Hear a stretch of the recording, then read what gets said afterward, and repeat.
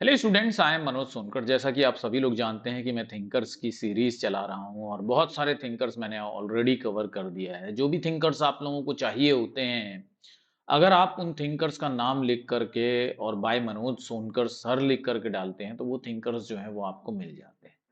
आपका काम आसान बनाने के लिए ये काम मैंने शुरू किया था और अभी बहुत सारे थिंकर्स जो हैं ऑलरेडी मैं कवर करा चुका हूं और बहुत इजी वे में मैंने आप लोगों को समझाया है। आज उसी सीरीज को आगे बढ़ा रहे हैं और आज का जो थिंकर हमने लिया है आपको समझाने के लिए वो है जेफरी सी एलेक्जेंडर। बहुत इंपॉर्टेंट थिंकर हैं और ये मेनली नियो फंक्शनलिज्म के लिए जाने जाते हैं, लेकिन इनके बहुत सारे कॉन्सेप्ट हैं जो आपको याद रखना चाहिए। एक एक चीज हम इनकी समझेंगे। यानी नव प्रकारवाद के लिए ये जनरली जाने जाते हैं। जो इनका नव प्रकारवाद है वो ये किससे इन्फ्लुएंस हुए थे। ये नव प्रकारवाद की थ्योरी इन्होंने आगे बढ़ाई है टैलकट पार्सन्स की थ्योरी की। टैलकट पार्सन की थ्योरी से बहुत क्लोज है इनका नियो फंक्शनलिज्म, उसको हम लोग समझेंगे। लेकिन सबसे पहले जो मोस्ट इंपॉर्टेंट इनकी बुक्स हैं, और उसके भी पहले ये बात आपको पता होना चाहिए कि ये अमेरिकन सोशियोलॉजिस्ट हैं। याद रखना, कई बार ऐसा पूछ लेता है। और 1947 जिस समय भारत देश आजाद हो रहा था उसी समय ये पैदा हुए थे। जो इन मोस्ट इंपॉर्टेंट किताबें हैं इनकी जो आपको याद रखनी चाहिए, और न्यू फंक्शनलिज्म जो किताब है उसका ईयर भी याद रखना होना चाहिए। अब क्या ये क्रोनोलॉजी में है? नहीं, क्रोनोलॉजी में नहीं है। ठीक है, अगर आपको क्रोनोलॉजिकल ऑर्डर में चाहिए तो इन सब के ईयर ढूंढ करके आप लिख सकते हैं। वैसे बहुत बड़ी लंबी लिस्ट है इनकी किताबों की, इनके वर्क की, लेकिन मैं कुछ इंपॉर्टेंट आप लोगों के लिए लेकर के आया। सबसे पहली किताब है the meaning of social life a cultural sociology. Second है contemporary introduction to sociology. Third है cultural trauma and collective identity, ये इनका कॉन्सेप्ट भी है। फोर्थ है परफॉर्मेंस एंड पावर। फिफ्थ है trauma a social theory. Sixth है नियो फंक्शनलिज्म जो बहुत इंपॉर्टेंट थ्योरी है। कई सारे सेट यूजीसी नेट और असिस्टेंट प्रोफेसर में जो है नियो फंक्शनलिज्म इनका कॉन्सेप्ट पूछा जाता रहा है। और सेवेंथ है द सिविल स्फीयर, 2008 में आई थी और ये भी बहुत इंपॉर्टेंट इनकी बुक है। तो ये सारी की सारी किताबें आपको अच्छी तरह से याद रखनी। सबसे पहला जो कॉन्सेप्ट है वो है कल्चरल प्रैग्मेटिक्स। प्रैग्मेटिक्स का मतलब क्या होता है? प्रैग्मेटिक्स का मतलब होता है प्रैक्टिकल अप्रोच, यानी व्यवहारिक ज्ञान। तो सांस्कृतिक व्यवहारिकता जो है इनका सबसे पहला कॉन्सेप्ट है।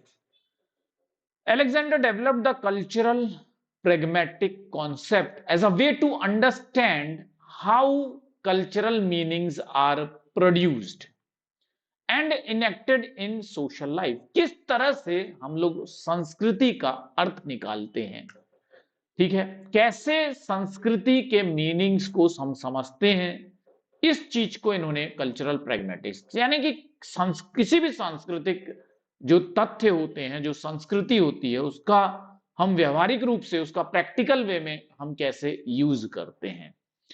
अलेक्जेंडर ने सांस्कृतिक व्यवहारिकता की अवधारणा को यह समझने के तरीके के रूप में विकसित किया है कि सांस्कृतिक अर्थ जो होता है वो हम कैसे उत्पन्न करते हैं और कैसे हम अपने जीवन में उसे लागू करते हैं। यानी कोई भी संस्कृति जो होती है उसका अर्थ हम कैसे निकालते हैं और किस तरह से हम उसको अपने जीवन में लागू करते हैं ताकि हम अपनी प्रॉब्लम्स को सॉल्व कर सकें। इसको क्या कहा था अलेक्जेंडर, जेसी अलेक्जेंडर ने? Cultural pragmatic. Cultural pragmatic emphasises the performative aspect of culture, यानी कल्चर हम कैसे परफॉर्म कर रहे हैं, किस सिचुएशन में हम संस्कृति का इस्तेमाल कर रहे हैं, उसी को इन्होंने कल्चरल प्रैग्मेटिक कहा था। It focuses on how cultural symbols and meanings are used in everyday interaction. ठीक है, कैसे हम कल्चरल सिंबल्स का अपनी लाइफ में, रोजमर्रा के जीवन में इस्तेमाल करते हैं, ठीक, एवरीडे इंटरेक्शन में। जैसे आप कहीं पर भी जाकर के बोलिए राम राम भैया, तो वो क्या समझ जाता है? ये कल्चरल सिंबल है, राम राम भैया। ठीक, या अपन बोलते हैं अस्सलाम वालेकुम, वालेकुम अस्सलाम। तो ये क्या होता है? ये क्या होता है? ये परफॉर्मेटिव एस्पेक्ट है कल्चरल का। इसी को इन्होंने कल्चरल प्रैग्मेटिक कहा है। मुझे लगता नहीं है कि आप लोगों को नहीं समझ में आया होगा। बहुत अच्छी तरह से ये कॉन्सेप्ट समझ में आ गया होगा। सांस्कृतिक व्यवहार यानी संस्कृति का व्यवहारिक रूप, प्रैक्टिकल टाइप जो है कल्चर का, जिसको हम बिल्कुल लागू करते हैं अपने जीवन में, वही होता है। तो संस्कृति का प्रदेशात्मक पहलू, प्रदर्शनात्मक पहलू जो होता है, उसी को सांस्कृतिक व्यवहारिकता कहा है इन्होंने। रोजमर्रा की बातचीत में हम सांस्कृतिक प्रतीकों का इस्तेमाल करते हैं, कैसे उनका अर्थ निकालते हैं, कैसे उनको उपयोग करते हैं, उसी से रिलेटेड है cultural pragmatic.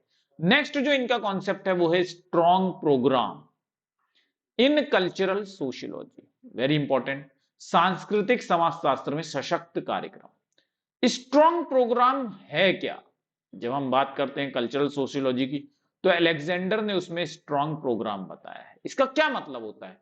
It's strong programme seeks to understand cultural phenomena by treating them as, देखिए एक बात याद रखिएगा, ये क्या कहते हैं कि treating them as part of the same casual process that influence non-cultural aspect of society। ये कहते हैं जो non cultural aspect of society होते हैं, बिल्कुल ठीक उसी की तरह हम कल्चरल एस्पेक्ट्स को भी, कल्चरल फिनोमिना को भी स्टडी कर सकते हैं। याद रखिएगा, एक तरफ हमारी संस्कृति है। संस्कृति क्या होती है? लर्न बिहेवियर होता है, सीखा हुआ व्यवहार होता है।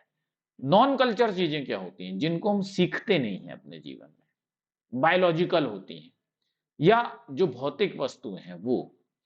तो जब हम भौतिक वस्तु की तरह अपनी संस्कृति को ऑब्जेक्टिवली स्टडी करने की कोशिश करते हैं, उसी को इन्होंने क्या कहा? Strong programme. This approach rejects the traditional distinction between culture and social structure. देखिए, मैंने आप लोगों को कल पढ़ाया था कि मेलिनोस्की ने कल्चर और सोशल स्ट्रक्चर के बीच में डिस्टिंक्शन दिया है। मतलब वो बोलते हैं कि same phenomena, we can study same phenomena through the aspect of culture and through the aspect of social structure. इन्होंने उस डिस्टिंक्शन को ही खत्म कर दिया। ये कह रहे हैं कि चाहे सोशल स्ट्रक्चर हो चाहे कल्चर हो, दोनों ही एक ही तरह की चीजें हैं, सेम है दोनों। उसी को इन्होंने क्या कहा? मजबूत कार्यक्रम का नाम दिया है, जिसमें इन्होंने ये बताया कि संस्कृति और संरचना दोनों एक ही है। यही मजबूत कार्यक्रम है, यही इनका कार्यक्रम है। ये समझ गए? गैर सांस्कृतिक और संस्कृति को, सांस्कृतिक घटनाओं को उन्हीं कारण प्रक्रियाओं का हिस्सा मानकर समझने का प्रयास किया है, जैसे कि गैर सांस्कृतिक पहलुओं को। जैसे हम गैर सांस्कृतिक चीजों को समझते हैं बिल्कुल ऑब्जेक्टिवली, उसी प्रकार से सांस्कृतिक चीजों को समझना मजबूत कार्यक्रम कहलाता है अलेक्जेंडर के लिए। नेक्स्ट इनका कॉन्सेप्ट है सिविल स्फीयर, नागरिक क्षेत्र। क्या होता है सिविल स्फीयर? सिविल स्फीयर यानी नागरिक क्षेत्र। Alexander explored the idea of civil society in not just a realm of voluntary association and organization, but is deeply embedded in the routine and practices of everyday life। ये कहते हैं जो हमारा civil sphere होता है, जो हमारा नागरिक क्षेत्र होता है, वो सिविल सोसाइटी की तरह केवल वॉलंटरी एसोसिएशन या वॉलंटरी ऑर्गेनाइजेशन नहीं है, बल्कि वो हमारे अंदर डीपली एम्बेडेड है। डीपली एम्बेडेड मतलब मैंने आप लोगों को बताया कि शरीर के अंदर का ही एक पुर्जा, जिसको आप बाहर नहीं निकाल सकते। तो ये कहते हैं जो हमारे सिविल सोसाइटी है, जो हमारा सभ्य समाज है, जो हमारा सभ्य क्षेत्र है, वो हमारे डीपली एम्बेडेड है, किसमें? हमारे रूटीन में और हमारे प्रैक्टिसेस में, एवरीडे लाइफ के। He argues that civil society is essential for functioning of democratic society। ये कहते हैं अगर हमें डेमोक्रेसी को सुचारू रूप से चलाना है तो उसमें सिविल सोसाइटी की आवश्यकता पड़ती ही पड़ती। बिना सिविल सोसाइटी के डेमोक्रेसी नहीं रह सकती है। इसीलिए civil society is embedded in the democracy. किसने कहा है? अलेक्जेंडर ने कहा है। याद रखिएगा, इनकी पुस्तक का नाम था द सिविल स्फीयर। उसमें अलेक्जेंडर ने यह बताया था कि जो नागरिक समाज होता है वो केवल स्वैच्छिक संघ नहीं होता, स्वैच्छिक संगठन नहीं होता, बल्कि रोजमर्रा की जिंदगी में और दिनचर्या में और प्रथाओं में गहराई से अंतर्निहित होता है। ये हम सबके जीवन में गहराई से अंतर्निहित होता है। ठीक, सभ्यता, सभ्य होना। ठीक, उनका तर्क है कि जब तक लोकतांत्रिक जो समाज है वो केवल नागरिक समाज का एक मतलब नागरिक समाज लोकतांत्रिक समाज का एक बहुत महत्वपूर्ण हिस्सा है, उसके बगैर लोकतांत्रिक समाज नहीं रह सकता है। नेक्स्ट इन्होंने कल्चरल ट्रॉमा भी बताया है, यानी कि सांस्कृतिक आघात। अब देखते हैं कि सांस्कृतिक आघात क्या होता है। Very important concept. किसने दिया है? जेसी अलेक्जेंडर, याद रखिएगा। Alexander contributed the concept of cultural trauma. क्या कहते हैं ये कल्चरल ट्रॉमा के बारे में? What he says about cultural trauma, ये कहते हैं it refers to the ways in which societies collectively remember and interpret traumatic events. जैसे हम लोग बार बार, हम भारतवासी एक चीज को हम बार बार जो है रिमेंबर करते हैं, याद करते हैं, वो क्या है? पार्टीशन। ये हमारे संस्कृति पर बहुत बड़ा आघात है। हम आज भी, हमारे जो जनता जो है वो आज भी पार्टीशन को याद करके बहुत इमोशनल हो जाती है, भावनात्मक हो जाती है। यही जो बहुत बड़ी चीजें होती हैं जिसको पूरा देश याद करता है, जो एक सिंबल की तरह बन जाता है किसी देश से रिलेटेड, उसी को हम क्या कहते हैं? कल्चरल ट्रॉमा कहते हैं। He explores how cultural symbols and narrative shapes collective memory of traumatic experience and influence social solidarity और कॉन्फ्लिक्ट। कैसे ये जो ट्रॉमा होते हैं, कैसे ये जो आघात होते हैं, ये क्या फर्क डालते हैं हमारी एकजुटता पर, इन सब चीजों पर इन्होंने अध्ययन किया है। सांस्कृतिक आघात की अवधारणा जो है अलेक्जेंडर ने दी है। इसमें ये उन तरीकों को अध्ययन करते हैं जिसमें समाज सामूहिक रूप से दर्दनाक घटनाओं को याद करते हैं और उनकी व्याख्या करते हैं। सामूहिक रूप से पूरा देश, जो हमारा विभाजन था हमारे देश का, ठीक, वो बहुत अच्छा उदाहरण है इसका।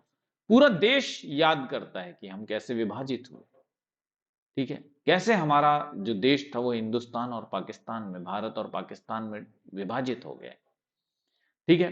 तो यह पता लगाने की कोशिश करते हैं वो कि सांस्कृतिक प्रतीक और आख्यान दर्दनाक अनुभवों की सामूहिक स्मृति को कैसे आकार देते हैं और सामाजिक एकजुटता को और सामाजिक संघर्ष को किस तरह से प्रभावित करते हैं। जो हमने दर्द सहे, जो हमने देखा है हमारे बुजुर्गों ने, वो हमारी सामाजिक एकजुटता और हमारे सामाजिक संघर्ष को किस तरह से परिभाषित कर। नेक्स्ट है थ्योरिटिकल इंटीग्रेशन, सैद्धांतिक एकीकरण। इन्होंने थ्योरिटिकल इंटीग्रेशन का कॉन्सेप्ट भी दिया है। अब थ्योरेटिकल इंटीग्रेशन में यानी कि कौन कौन सी थ्योरीज इन्होंने इंटीग्रेट करके समाज को स्टडी करने के लिए बताया, मतलब which of the following perspective he has integrated in order to study the society. तो इन्होंने कहा कि we have to integrate structural functionalism, symbolic interactionism and critical theory in order to study, in order to understand the society, in order to understand the traditions of society, ठीक है। तो Alexander ने जो है उन्होंने कहा कि जब आप समाजशास्त्र में जब समाज का अध्ययन करते हैं तो आपको संरचनात्मक कार्यात्मकता, प्रतीकात्मक अंतःक्रियावाद और आलोचनात्मक सिद्धांत, इन तीनों को मिला करके जो है, इन तीनों का इस्तेमाल करके अध्ययन करना चाहिए। इसी को इन्होंने क्या कहा है? सैद्धांतिक एकीकरण। मतलब अलग अलग सिद्धांतों को इन्होंने एक करके अध्ययन करने का जो है राय देते हैं, ठीक, सजेशन देते हैं, सुझाव देते हैं। समझ गए? तो स्ट्रक्चरल फंक्शनलिज्म, सिंबॉलिक इंटरेक्शनिज्म और क्रिटिकल थ्योरी को, तीनों को मिला करके ये कहते हैं we have to study the social aspect of society. Students, ये जो आपके सामने अभी जो स्क्रीन आ रही है, इसमें आपको एक 50,000 रुपए का इनाम जीतने का मौका मिल रहा है। अगर आप 11 जनवरी से 17 जनवरी के बीच में, 11 जनवरी से 17 जनवरी के बीच में अगर आप एडमिशन लेते हैं सोशियोलॉजी के लिए, अभी बहुत इंपॉर्टेंट कॉन्सेप्ट बचे हुए हैं, एडमिशन लेते हैं, एनरोलमेंट करा लेते हैं, तो क्या होता है? आप इस ऑफर के लिए वैलिड हो जाते हैं। क्या ऑफर है? अगर आप जेआरएफ लाते हैं तो आपको जीतने का मौका मिल जाता है 50,000 रुपए, और अगर आप नेट क्वालिफाई करते हैं तो आपकी पूरी की पूरी फी रिफंड होने का मौका आपको मिल जाता है। लेकिन आपको करना क्या होगा? 11 जनवरी से 17 जनवरी के बीच में अगर आपने एडमिशन लिया है तो आपको ये सुविधा जो है वो मिलती है, ठीक है। फाउंडेशन कोर्स अगर स्टूडेंट्स आपने मन बना लिया है कि यार हमें अब स्ट्रक्चर्ड वे में तैयारी करनी है, ठीक, और क्वालिफाई करना ही करना है जेआरएफ, तो फिर स्वागत है आप सभी लोगों को फाउंडेशन कोर्स 2024 में। सेट, नेट, असिस्टेंट प्रोफेसर, आज आप देख लीजिए कि मनोज सर के स्टूडेंट्स का डंका बज रहा है इन सभी जगहों पर। तो अगर आप भी मन बना लिए तो फिर आ जाइए मैदान में, उतर जाइए। और अगर अभी तक आपने पेपर 1 की क्लासेस उतनी शिद्दत से नहीं देखनी शुरू की है जितनी शिद्दत से आप पेपर 2 की क्लासेस देखते हैं, यानी सोशियोलॉजी की क्लासेस देखते हैं, तो प्लीज मेरी रिक्वेस्ट है आपसे कि पूरी शिद्दत से पेपर 1 की क्लासेस भी देखिए, कि इस बार बहुत सारे स्टूडेंट्स ने मुझसे कहा कि सर हमारे सोशियोलॉजी में तो 80-85 स्कोर हो गए, लेकिन पेपर 1 में उतना हाई स्कोर नहीं आया और इस वजह से उनके स्कोर जो है काफी कम रह गए। तो जब तक आप पेपर 1 की क्लासेस नहीं अटेंड करना शुरू करेंगे तब तक आपको ये दिक्कत का सामना करना पड़ेगा। चलिए, और हमारा व्हाट्सएप ग्रुप है 7838517884। यहां पर आपको क्या करना होगा, कॉल कभी मत कीजिएगा प्लीज बिना पूछे। क्या करना होगा, अपना नेम लिख देना होगा और प्लेस लिख देना होगा और भेज देना होगा, व्हाट्सएप कर देना होगा इस नंबर पे। मैं आपको व्हाट्सएप ग्रुप ज्वाइन करा दूंगा। और टेलीग्राम के लिए ये टेलीग्राम ग्रुप बना हुआ है मनोज सोनकर _टेक्स्ट बुक, आपको ज्वाइन कर लीजिए। आप इसके मेंबर बन जाते हैं, आपको बहुत सारे जो फ्री वीडियोस होते हैं और पेड वीडियोस होते हैं उनके लिंक आपको मिल जाते हैं, जिससे आपका कोई भी इंपॉर्टेंट वीडियो मिस नहीं हो पाता है, फिर चाहे वो पेपर 1 की हो, फिर चाहे वो पेपर 2 की हो। चलिए, नियो फंक्शनलिज्म बहुत इंपॉर्टेंट कॉन्सेप्ट है,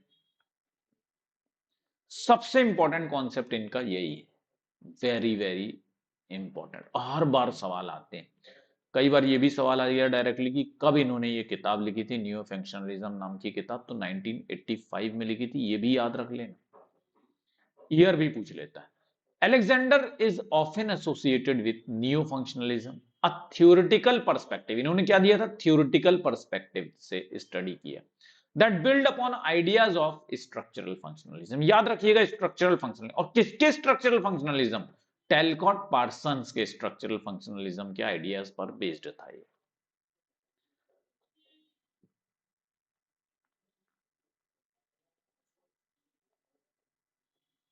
Neo-functionalism, as understood by J.C. Alexander, emphasized the dynamic and evolving nature of social structure. ये कहते हैं न्यू फंक्शनलिज्म क्या है, ये कहते हैं कि हमारा जो सोशल स्ट्रक्चर है, जो हमारे social institutions, our social structure and our social institutions are continuously evolving, they are dynamic in nature, they are changing in everyday life. It seeks to understand how these social system adapt to change and challenges। किस तरह से हमारा social system जो है, किस तरह से हमारी जो सामाजिक संरचना है, किस तरह से जो हमारी सामाजिक संस्थाएं हैं, वो किस तरह से अपने अंदर चेंज लाती हैं, अपने अंदर अनुकूलन लाती हैं बदलती परिस्थितियों के अनुसार। उसी को इन्होंने क्या कहा है, नियो फंक्शनलिज्म कहा है। ये क्या है, स्ट्रक्चरल फंक्शनलिज्म के आइडियाज पर बेस्ड है, याद रखिए। अलेक्जेंडर ने नव प्रकारवाद, अलेक्जेंडर का नाम अक्सर नव प्रकारवाद से जोड़ा जाता है। ये एक सैद्धांतिक परिप्रेक्ष्य दृष्टिकोण है जो किस पर आधारित है, संरचनात्मक कार्यात्मकता वाद पर आधारित है, जो कि टैलकट पार्सन के आधार पर इन्होंने बनाया था। नियो फंक्शनलिज्म क्या है, नियो फंक्शनलिज्म अलेक्जेंडर कहते हैं कि सामाजिक संरचनाओं और सामाजिक संस्थाओं की गतिशील और विकसित प्रकृति पर ये जोर देते हैं। ये कहते हैं कि जब सामाजिक संरचना और सामाजिक संस्था विकसित होती है, गतिशील होती है, जब कोई परिवर्तन आते हैं उसमें, उन्हीं परिवर्तन से आने वाली, उन्हीं परिवर्तनों और उन्हीं चुनौतियों का अध्ययन को ये क्या कहते हैं, नियो फंक्शनलिज्म कहते हैं। ठीक है, तो ये rival thought of Talcott Parson है। ठीक, अलेक्जेंडर टैलकट पार्सन के विचार का पुनरुद्धार करते हैं, प्रतिनिधित्व करते हैं, याद रखिएगा। इन्होंने 5 सेंट्रल टेंडेंसीज, यानी कि टैलकट पार्सन्स में 5 इंपॉर्टेंट चेंजेस लाए, 5 केंद्रीय प्रवृत्ति। सबसे पहला, ये न्यू फंक्शनलिज्म क्या कहते थे, क्यों करते थे, to create a form of functionalism that is multi dimensional. Functionalism क्या था, फंक्शनलिज्म केवल 1 डायमेंशन में सोचता था। नियो फंक्शनलिज्म जो जेसी अलेक्जेंडर ने दिया, सबसे पहली बात वो मल्टी डायमेंशनल होगा, उसमें micro as well as macro level of analysis होगा। हम जब पहले हम पढ़ रहे थे फंक्शनलिज्म, जो टैलकट पार्सन, तो हम मैक्रो लेवल ग्रैंड थ्योरी के कवर करते थे। तो क्या हुआ कि ग्रैंड थ्योरी को क्रिटिसाइज किया गया, लेकिन इन्होंने क्या किया, इन्होंने एक माइक्रो लेवल और मैक्रो लेवल दोनों को रख करके जब आपने एनालिसिस किया, उसको इन्होंने नियो फंक्शनलिज्म का नाम दिया। सेकंड पॉइंट है to push functionalism to the left and reject Parsons optimism about modernity. तो सबसे पहली बात है, कार्यात्मकता का एक ऐसा रूप इन्होंने तैयार किया नव प्रकारवाद में जो बहुआयामी हो, बहुआयामी के साथ साथ जो सूक्ष्म और स्थूल दोनों स्तर पर अध्ययन करता हो समाज का, समाज के संस्थाओं का, समाज के संरचनाओं का, समाज के संगठन का। ठीक है, उसी को इन्होंने नव प्रकारवाद कहा था। इन्होंने कहा प्रकारवाद को बाई ओर धकेलना और आधुनिकता के बारे में पार्सन्स के आशावादी को अस्वीकार किया। ठीक है, जो इन्होंने कहा ना कि मॉडर्निटी, पार्सन ने क्या कहा था कि जो मॉडर्निटी है उसके सिर्फ पॉजिटिव फंक्शंस होते हैं, लेकिन इन्होंने पार्सन्स के इस ऑप्टिमिज्म को क्या किया, अस्वीकार कर दिया। याद रखिएगा। ठीक। थर्ड पॉइंट है to argue for implicit democratic thrust in functional analysis. ये कहते हैं कि कार्यात्मक विश्लेषण जब हम करते हैं तो उसमें अंतर्निहित लोकतांत्रिक जो है जोर होना चाहिए। ठीक।